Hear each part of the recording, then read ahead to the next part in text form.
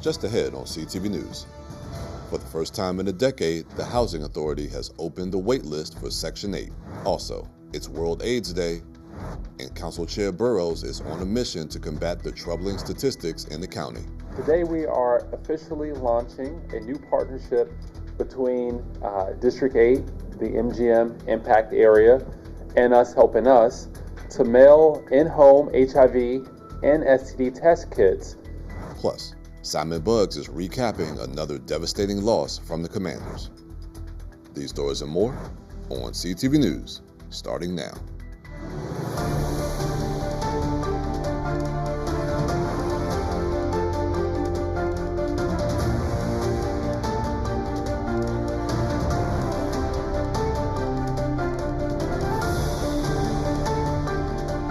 Good evening, this is CTV News for December 1st. I'm Michaela Newton. And I'm Anaya Falcon. Thanks so much for joining us.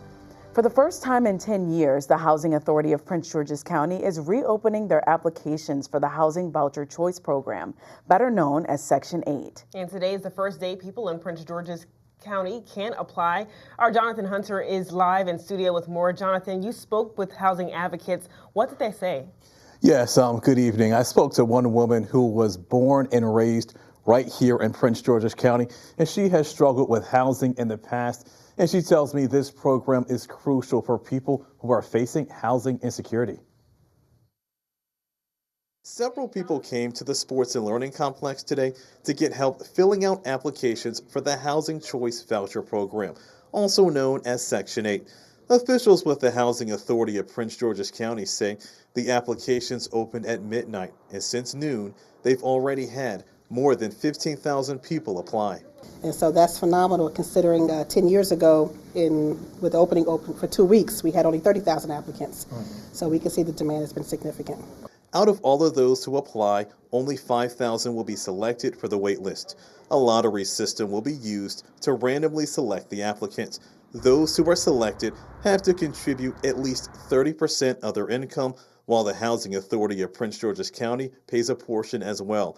Calandra Young plans to apply today and knows firsthand this program is crucial. While I feel like it's a blessing, it also shows that we need ongoing investment in affordable communities, stronger tenant protections, and consistent action. Young experienced homelessness and at one point was living in her car.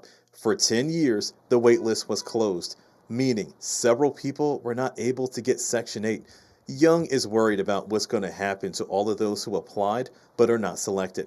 What are we going to do with all of the individuals that are going to be still left without stable housing? What is that solution? What does that look like? What are the conversations that we're going to have? Because we should be having those conversations right now. Housing Authority officials say there's a reason why they are now reopening the wait list after 10 years. They exhausted all of the candidates on the previous wait list, so they believe this was the perfect time to reopen it. Carolyn Ford is the director of the House and Choice Voucher Division. She says they only have 5,986 vouchers. She wants families to be understanding. And so although we're placing 5,000 on the wait list, it's not until someone exits the program that we have another opportunity to assist another family. And so at times that it may take more than a few years before their name rises to the top of the list. That is the administration of the program. And if you need help applying, there are 3 different locations you can go to for help, and they are actually on the screen behind me. The applications close on December 5th at midnight. And Carolyn Ford, the director of the House and Choice Voucher Division, says if you're not one of the 5,000 people to be selected, you can reapply when the wait list is open again. Michaela? All right, thanks, Jonathan, so much for that story. The pre-applications are available in 103 different languages. Well, in honor of World AIDS Day, Council Chair Edward Burrows launched a new partnership with Us Helping Us, a nonprofit providing free in-home test kits for HIV. According to the County Council's office, more than 8,000 Prince Georgians are living with diagnosed HIV, and the county has some of the highest rates of new diagnosis in the state. Under the new program, any District 8 resident who tests positive for HIV will be connected with personally tailored treatment from Us Helping Us. It matters because HIV is preventable, it's treatable, it's manageable, but only if people know their status. Oh yeah, I think You're going to mail it to me, it's free. You know, I send it back to you, I get my results. You know, I don't have to catch a bus, I don't have to worry about getting, I don't have to worry about being embarrassed when I go there and say, I'm here to get tested for STDs. You know, us helping us offer information as well as prevention, condoms, testing. You can't go wrong. Now, this kit can be ordered via QR code that's on the website. You can visit the website ushelpingus.org. The organization has a team of therapists, medical caseworkers, and ongoing support for those who need it. And after a turbulent government shutdown, SNAP food benefits are flowing again, but many recipients now face tougher new work rules. Under the updated law, able-bodied adults, including people ages 55 through 64, and parents with older children, they must work, volunteer, or train at least 80 hours a month. Those who don't meet the requirements may lose benefits after 3 months out of a year or 3-year period. Officials say the stricter rules are meant to cut waste and target benefits to those who qualify. Well, a new U.S. Department of Education rule is drawing sharp backlash for narrowing who qualifies for public service loan forgiveness. The policy, set to take effect in July, would ban organizations from the program if the administration determines they've engaged in what it calls substantial illegal activity, language that includes issues like gender-affirming care and immigration-related services. Advocates argue the rule is vague, politically driven, and could strip loan relief from thousands of public service workers. And President Trump invited the family of the National Guard member who was killed in a shooting last week to the White House. The president said he is going to honor U.S. Army Specialist Sarah Beckstrom. U.S. Air Force Staff Sergeant Andrew Wolf, the other National Guard member who was shot, remains in critical condition at the moment. And the alleged shooter has been charged with first-degree murder along with other charges for shooting 2 West Virginia National Guard members. And the Trump administration once questioned Department of Government Efficiency, known as DOGE, is still very much alive, despite recent reports that say it was shut down early. DOGE remains embedded inside its long-term successor, U.S. DOGE Service, with Amy Gleason still serving as acting head. USDS now oversees a broad slate of modernization efforts, everything from upgrading the online student and system to streamlining veterans' benefits, visa processing, and healthcare applications. Advocates say DOGE's core mission is cutting waste and modernizing federal services, and that lives on. A new Pew Research Center report shows a sharp rise in pessimism among U.S. Latinos since the 2024 presidential election. With majorities increasingly unhappy with the Trump administration's immigration and economic policies, about 70% of Latinos disapprove of President Trump's overall record. Nearly 2/3 say his handling of immigration is worsening conditions, and many reports seeing ICE raids in their communities. More than half worry a loved one could be deported. Economically, Latinos are feeling the strain. 2/3 say their situation has worsened since last year. You're watching CTV News. I'm Michaela Newton. And I'm Anaya Falcon. Still to come. American shoppers are planning to spend this Cyber Monday. I'm Katara Jones. I'll have everything you need to know before you add to your cart. Coming up on CTV News. America. It's been almost 250 years. And you know, we've seen some things. There have been challenges, injustices, people coming together, taking care of each other, building a better future. So in honor of our nation's 250th anniversary, we're launching America's Invitation. Share your story, your hopes, and your dreams for our nation. Because your story is the American story. Welcome back. Well, Thanksgiving is over, and the Monday following Turkey Day is commonly referred to as Cyber Monday. For shoppers looking for a good deal, today just might provide you with the best offers. CTV's Katara Jones is standing by with more on what shoppers can expect.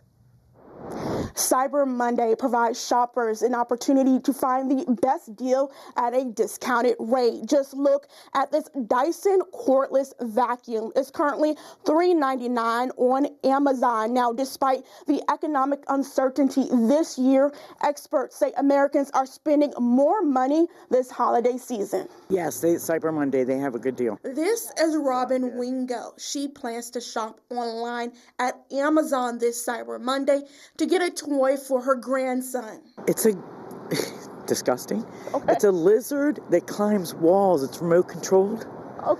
Okay, that's what I said. Okay. Okay, so the grandson's going to get like a remote controlled lizard that climbs the walls and stuff. Okay. And a camera so he can take his own pictures without using my phone. Robin Wingo won't be the only one adding to her online cart this Cyber Monday. In fact, Adobe Analytics say American consumers will spend about $14.2 billion on online shopping today. That's a 6.3% increase from last year. All of this comes as American consumers' confidence in the economy has dropped. I think they go overboard sometimes. My opinion. You know, it's like family and close friends, I understand, but not the whole world. Experts say shoppers looking to save big on electronics and clothing this Cyber Monday are in luck because some sites have items marked off between 26 to 30%. The brand J. Crew is offering 50% off of your purchase. A lot of clothing manufacturers had a lot of better deals online than in the store. While retailers make it convenient to shop online, experts want to warn consumers of scams. Here's a rule of thumb. If there is a misspelling in a retailer's website address or you get an unexpected link to track your package, stop. Don't click the link. It's most likely a scam. I don't do much of anything online. I just don't. I was a victim of identity theft, and I choose not to do things online. Now, if you miss out on those Cyber Monday deals, don't worry. Experts say that retailers tend to drop the prices as we get closer to the holiday. Katera Jones, CTV News. All right, Katera, thanks for that information. Meanwhile, Adobe Analytics anticipate the peak Cyber Monday shopping hours will be from 8 p.m. until 10 p.m. Well, it's time to break out those Advent calendars. Christmas is officially 24 days away, and if you have gifts to send via mail, listen up. This year, the U.S. Postal Service has released special holiday deadlines if you want your gifts to arrive before Santa makes his way down the chimney. If using USPS Ground Advantage service, gifts should be sent out by December 17th. If you procrastinate or take too long finding that perfect gift, don't worry. FedEx is offering same-day delivery up until Christmas Eve on December 24th.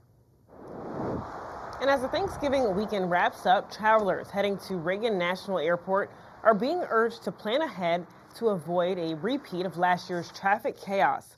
Bumper-to-bumper backups were so bad, some travelers ditched their cars and ran to security. Airport officials say it could happen again, and they're recommending Metro as the best workaround. And if you do drive, one trick, pick up passengers on the departures level where traffic is often lighter at night. Airport staff say, above all, pack your patience. Officials say the best time to travel is tonight after 8 p.m. And reportedly, Marylanders are spending more time on the road. The average one-way commute has risen to a little more than 31 minutes in 2023. That's the longest commute time in the country, just behind New York. Across Maryland, counties north and south of Baltimore and D.C., including Frederick, Carroll, Harford, Calvert, Charles, and St. Mary's, are seeing the longest drives. The return to in-person work and fewer people working remotely is adding to the congestion. State officials plan improvements like easing bottlenecks on I-95 and upgrading the Beltway and other major routes to try to get the commute to be a little quicker for people out there. And a new park to honor Black entrepreneurship had a ribbon cutting in North Brentwood today. The Henry and Isabella Randall Entrepreneur Park boasts a sculpture with a positive message, "We Endure," which is the motto of the 100th anniversary of the town. In the park, there are also colorful posts that share audio stories of local entrepreneurs and historic research. The goal is to build a stronger public art scene and a more lively destination for culture, businesses, and more in the Gateway Arts District. This park was important to be created because we have over 100 entrepreneurs in the silent generation that worked hard and had their own businesses. You know, a long time ago, this is what it was all about, taking care of your own self, and this is exactly what they did. So this is important to us, and we feel like North Brentwood, being the first African-American incorporated municipality in Prince George's County, it means a lot to us. And the project was funded by the Prince George's County Redevelopment Authority's Community Impact Grant Program and other grants from local entities. The park is located where Henry Randall's house once stood, who is one of the North Brentwood's founder and is the first entrepreneur there. Not only has the temperature dropped this week, but we also have some snow headed to the DMV. Forecasters are predicting a mix of rain, snow, and sleet starting tonight into Tuesday morning.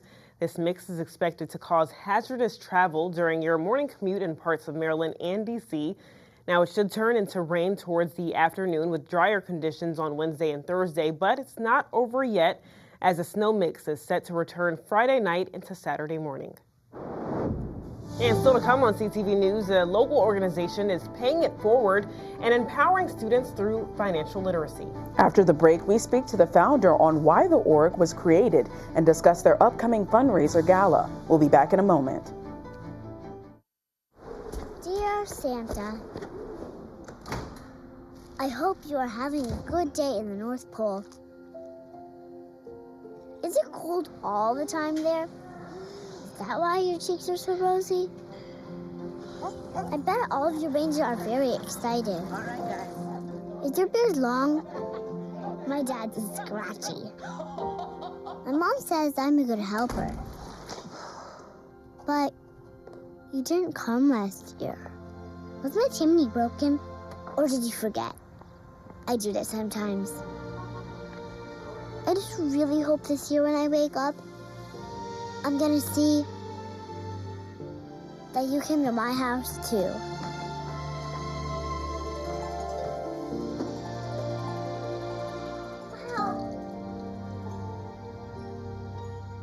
Donate to Toys for Tots and help the Marines deliver hope to a child in need. What I love the most about the holidays, it's a time to bring everybody together. Even with 2 full-time jobs, it's hard to make ends meet. The holidays should be a time for joy, not worry.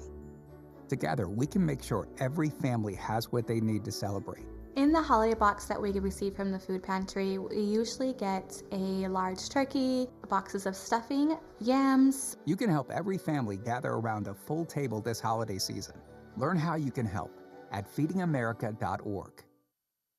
You may have heard that the American Legion helps honor our fallen heroes. Or that the American Legion helped write the GI Bill, enabling veterans to get a college education. And yeah, you've heard us tell a good story or two. But did you know that the American Legion does so much more for our veterans? From advocacy on Capitol Hill to serving others in our communities, the American Legion continues its tradition of strengthening America through service. Learn more about supporting veterans in your community by visiting legion.org. According to a survey by the TIAA Institute, financial literacy is currently the lowest among Gen Z and millennials.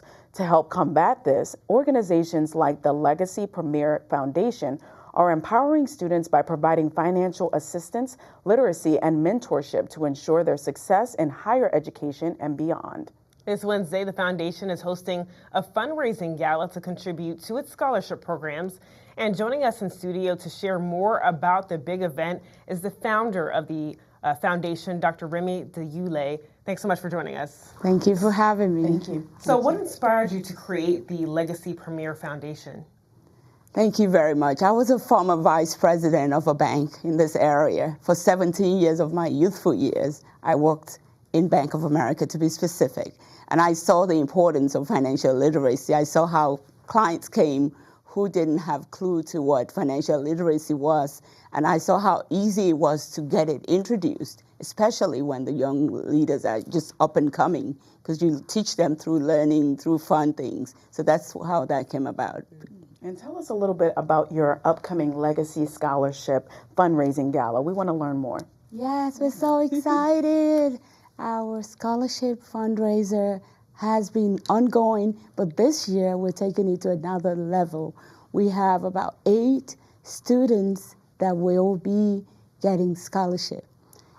We cannot do any of this without the support of our councilwoman, Walla Bligay, who has wholeheartedly supported Legacy Premier Foundation for years. So we want to shout out to her and her office and to all of those other sponsors who have believed in the work that we've done, our board members and other friends out there who have just believed in us and helped us to get to the level where we can give back in the area of scholarship. We're excited. Now, tell us, obviously you want people to come and to donate to the foundation at this gala. What are you looking forward to most for this foundation, for the gala actually? What I'm looking forward most is to see the eyes of those young leaders who will be getting the scholarship, the smiles on their faces, to use that as a way to encourage other young people to participate in things that they're called to participate in, and maybe they too can get something. So that's the biggest part. And of course, we're always looking for donors, supporters who believe in what we are doing and who of course can hold us accountable. And we've been around since 2007, so we've been around for a minute. Now, what's going to actually take place at the gala? Yes, there's a red carpet, music, food, fun, dance, and of course, to talk more about what we are doing as a foundation. Of course, my daughter is at the helm of affairs. She's the executive director. I'm the founder, and that has really brought another light to the organization. So we're excited to the next level. Now, you talked about the foundation has been around for some time. How has the mission evolved since its launch? The mission has evolved because the passion that led me as a founder to start it has never diminished. Because I knew why the need for financial literacy was important to me, because I saw it.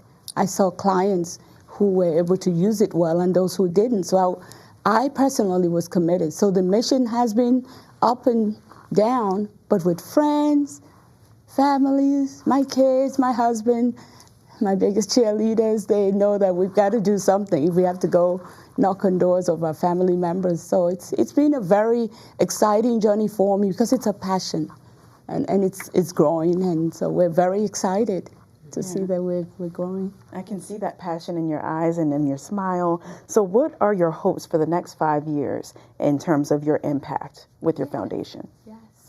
Now that Wumi Duyele is at the helm of affairs, we're bringing a lot of AI literacy, digital literacy. We're also in partnership with the United Nations doing some experiential tours for young leaders. So we're taking it more global, getting our young leaders to know that another world is a click of a button. And you can have friends, you can share your knowledge, your gift, your talent and treasure anywhere. So I'm just very excited about what the next phase of this organization would do with the young brains that are at the end of the affairs right now. And tell us a little bit about what the youth can expect to learn about financial literacy. Savings. I tell people, I also happen to be a teacher. I teach financial literacy, personal finance at the university in the area. You've got to learn how to save. Savings is a habit. I tell people it's not on what you make, it's a habit. So you've got to learn to put that dime somewhere when you get those dollars. And once you have that habit, you cultivate it. And definitely save 20% minimum. The 80% should go a long way. So I say save, save, save. And that's the best way. Stay away from all those unnecessary spendings. Those are great tips. Dr. DeLuya, thanks so much for joining us. Thank you. We really appreciate your time. Thank you for having me. All right, for more information on the Legacy Premier Foundation or the upcoming Scholarship Gala, visit legacypremier.org. All right, don't move anywhere. Simon Buggs has our Monday Sports page. That's right. What's going on today, Simon? Stay right there for your Monday Sports page, everybody, because there was a ton of sports action that took place over the weekend. From the soccer fields to the hardwood, find out what you may have missed right here on CTV Sports. Be right back. What I love the most about the holidays, it's a time to bring everybody together. Even with 2 full-time jobs, it's hard to make ends meet. The holidays should be a time for joy, not worry. Together, we can make sure every family has what they need to celebrate. In the holiday box that we receive from the food pantry, we usually get a large turkey, boxes of stuffing, yams. You can help every family gather around a full table this holiday season. Learn how you can help at feedingamerica.org.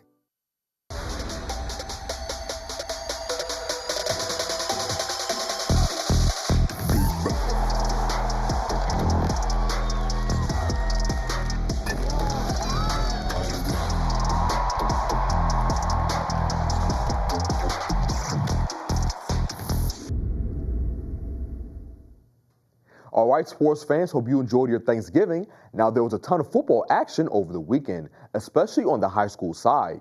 And one team that took the field was the Wise High School Pumas. And head coach Steve Rapp and company were able to punch their ticket to the state championship game after defeating Churchill in the state semifinals 46-7. This is the Pumas' 3rd straight season advancing to the big game. And if they win, this will be the team's 2nd state title win in the last 3 seasons. Wives will face off against Quince Orchard in the highly anticipated matchup on Friday at 7:30. In other news, the Bowie State men's basketball squad grabbed their 2nd straight win over the weekend after taking down UDC 72-63. The Bulldogs are now 2-5 on the season and will face off next against Shippensburg University on Wednesday at 7 o'clock. And on the flip side, the Bowie State women's basketball team continued their winning ways after beating UDC as well this past Saturday, 81-54. The Lady Bulldogs have now won 4 straight games and are now 4-1 on the year. Their next opponent is Millersville University, and the 2 teams tipped off at 5:30. Switching gears to some news out of College Park, the football team lost their final game of the season to Michigan State this past weekend, 38-28. The Terps finished the year at 4-8, the same record they finished with last season.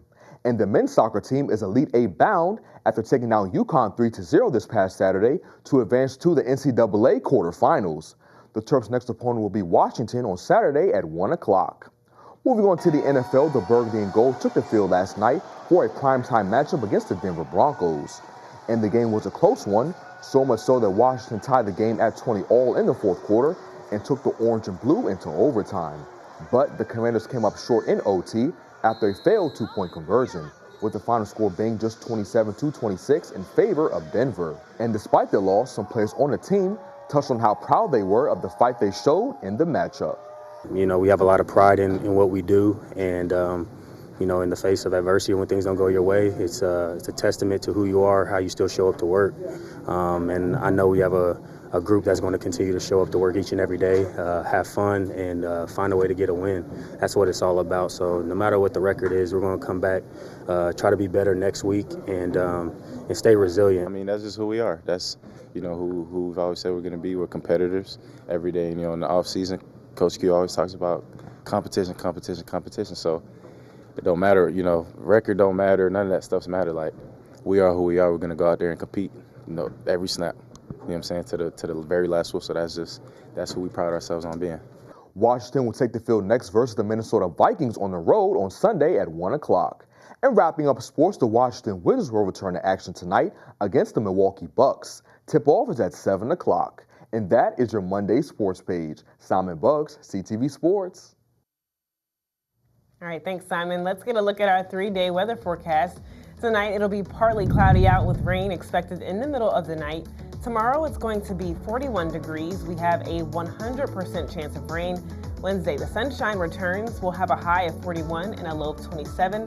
Thursday will be partly sunny, and it's going to be 44 degrees. And for our community calendar, the City of Bowie's mailbox for Santa is now open for letters. Bring the little ones down to City Hall or the Old Town Bowie Welcome Center to drop off their wish list at an official North Pole mailbox. For more information, contact 301-809-3089. And have a story to tell? You can reach out to our CTV News tip line. Just give us a call at 301-486-4085, or you can send an email to ctvnews@pgctv.org. As always, we look forward to hearing from you. And that wraps up CTV News for now. Thanks so much for joining us. We'll see you again tomorrow. Have a good night.